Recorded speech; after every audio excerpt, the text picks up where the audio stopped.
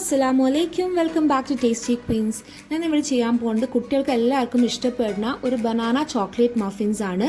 എല്ലാവർക്കും ഈസി ആയിട്ട് കുട്ടികൾക്ക് തന്നെ ചെയ്യാൻ പറ്റുന്ന റെസിപ്പിയാണ്. ഇതിൻ്റെ ആവശ്യമുള്ള സാധനം എന്താണെന്ന് നോക്കാം.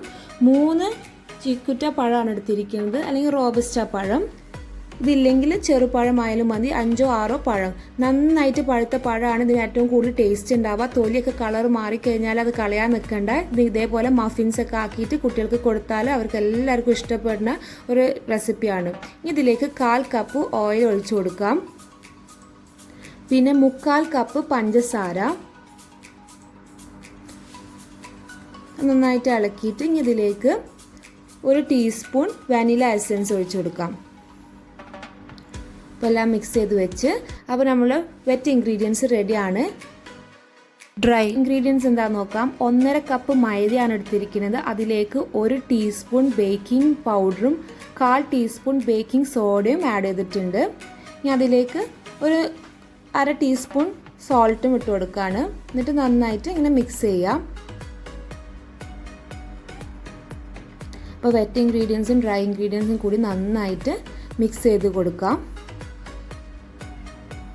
കണ്ടോ, ഇങ്ങനെ നന്നായിട്ട് മിക്സ് ചെയ്ത് കൊടുക്കുകയാണ്.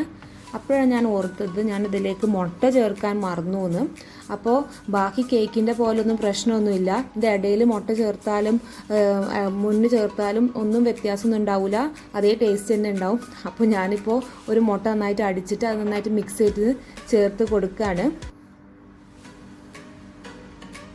ഇത് കുട്ടികൾക്ക് തന്നെ ഈസി ആയിട്ട് ചെയ്യാൻ പറ്റുന്ന ഒരു റെസിപ്പിയാണ്. കാരണം എൻ്റെ ഒരു കോംപ്ലിക്കേഷനൊന്നും ഇല്ല. എല്ലാം കൂടി ജസ്റ്റ് മിക്സ് ആക്കി കഴിഞ്ഞാൽ തന്നെ നല്ലൊരു സോഫ്റ്റ് മഫിൻസൊക്കെ കിട്ടും.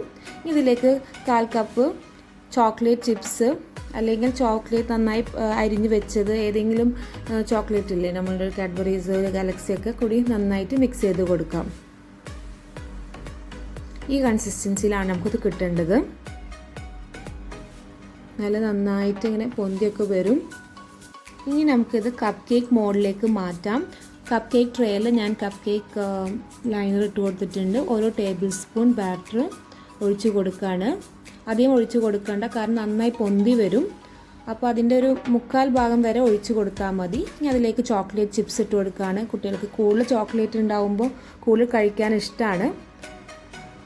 അപ്പോൾ അത് 180 ഡിഗ്രീസ് 25 മിനിറ്റ്സ് ആണ് ഞാൻ ബേക്ക് ചെയ്യാൻ വെച്ചിരിക്കുന്നത്. ഇനി ഇതിൽ ബാക്കി വന്ന കുറച്ച് ബാറ്റർ ഉണ്ട്. അപ്പോൾ അതിലേക്ക് ഞാൻ 2 ടീസ്പൂൺ ചോക്ലേറ്റ് പൗഡർ ഇട്ട് കൊടുത്ത് നന്നായി മിക്സ് ചെയ്തിട്ട് എണ്ണ തടവിയ പാത്രം വെച്ച് ബേക്ക് ചെയ്യാൻ വെക്കാം. അതും 25 മിനിറ്റ് തന്നെ ബേക്ക് ചെയ്യാൻ വെക്കുകയാണ്. പഴത്തിൻ്റെ ടേസ്റ്റ് ഇഷ്ടപ്പെട്ടില്ല എന്ന് തോന്നിക്കഴിഞ്ഞാൽ ഈ ചോക്ലേറ്റ് കേക്ക് എന്തായാലും ഇഷ്ടപ്പെടും. അപ്പോൾ നമ്മൾ 25 മിനിറ്റ്സ് കഴിഞ്ഞു. നല്ല ക്ലീനായി വന്നിട്ടുണ്ട്. അപ്പോൾ അടിപൊളി മഫിൻസ് റെഡിയാണ്. പഴമൊക്കെ കഴിക്കാൻ മടിയുള്ള കുട്ടികൾക്ക് ഇത് എന്തായാലും ഇഷ്ടപ്പെടുന്ന റെസിപ്പിയാണ്. ഇഷ്ടപ്പെട്ടാൽ എല്ലാവരും ലൈക്ക് ചെയ്യുക, ഷെയർ ചെയ്യുക. താങ്ക്